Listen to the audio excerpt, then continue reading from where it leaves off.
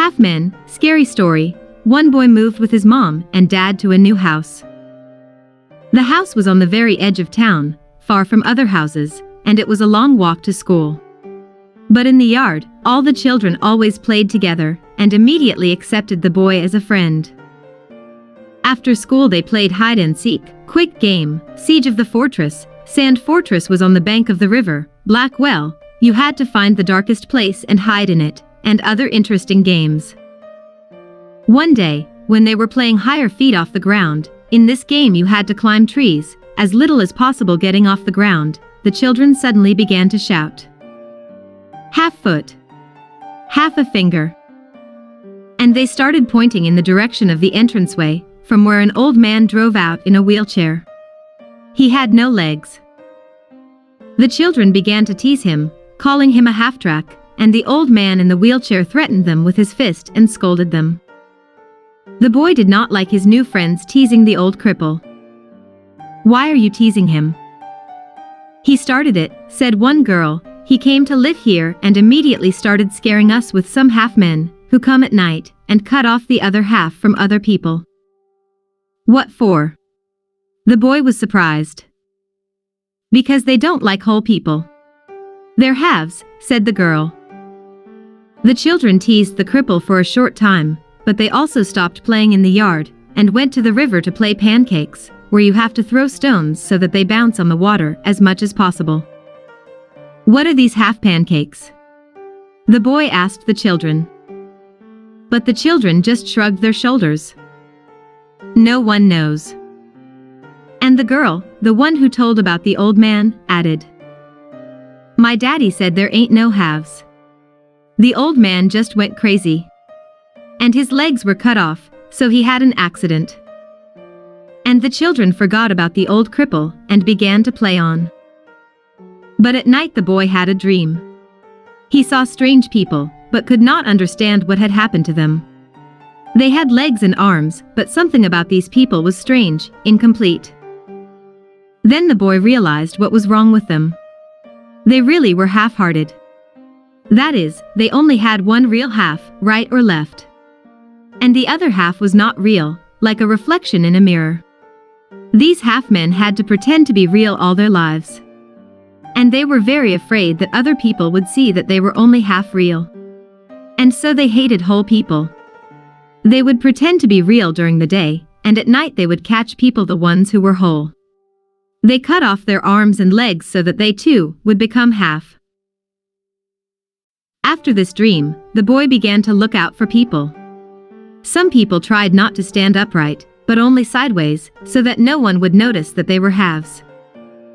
There weren't very many people like that, but they were everywhere.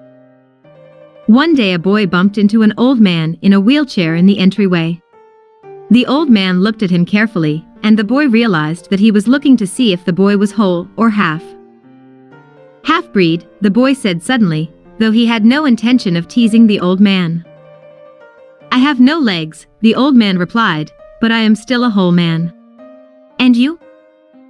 "What?" the boy wondered. He was beginning to believe that the old man had really lost his mind. "Why do you not like to look in the mirror?" the old man asked. But the boy covered his ears and ran out of the entrance. On the run he shouted, "Half boy! Half boy!" And the children who were playing in the street immediately picked up his cry.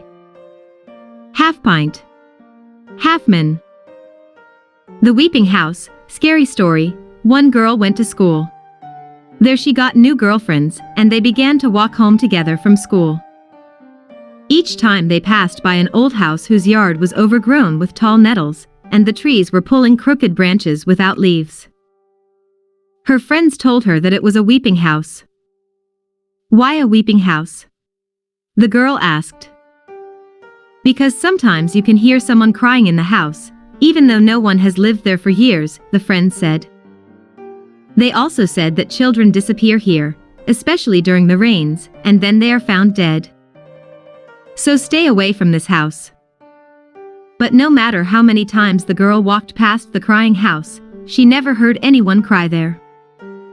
One day, on a cold rainy day, as dreary and unpleasant as ever, the girl was walking home alone from school and saw some boy standing near the crying house. "Hey," the girl called out, remembering her girlfriend's conversations. "Did you hear someone there crying?" The boy turned around and looked at the girl carefully. "No," he said, "no one is crying there." "You don't have to go there," said the girl. She was afraid the boy would be found dead afterwards. "I wasn't going to," the boy answered. He walked over to the girl. The girl saw that he was all wet and shivering, so she gave him her umbrella. But he did not take it. "Do you know who lived there?" he suddenly asked. The girl shook her head. "One family," the boy said. "They had a daughter. Just like you. They lived here happily. Until they had a second child." "Well, that's good," the girl said happily. "It'll be more fun for the two kids." The boy shook his head.